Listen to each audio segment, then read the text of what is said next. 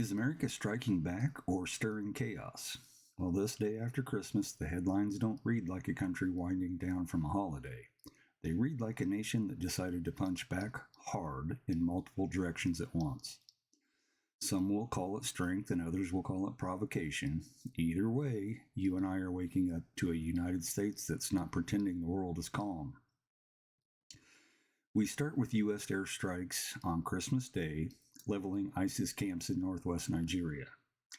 These weren't symbolic flyovers, they were targeted hits on militants accused of slaughtering Christians in villages the world usually ignores.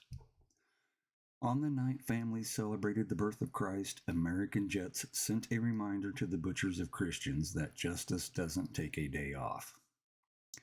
Then, back home, JFK Jr. takes a torch to the American Academy of Pediatrics federal funding. 7 grants gone, money for autism work, infant disorders, rural pediatric care, cut off after years of tension over vaccines, language, and ideology. The message from HHS is simple: alignment or exile. The medical establishment just learned what it feels like if the administration stops nodding politely.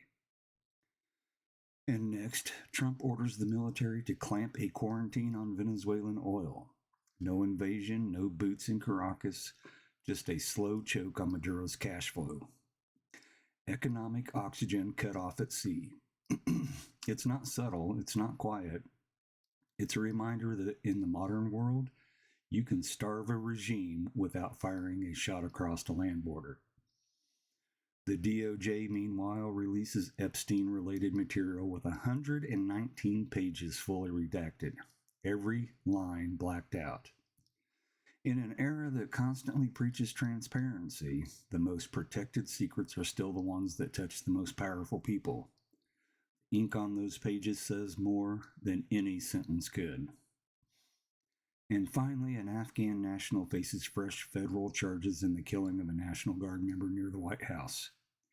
Charges that open the door to the death penalty.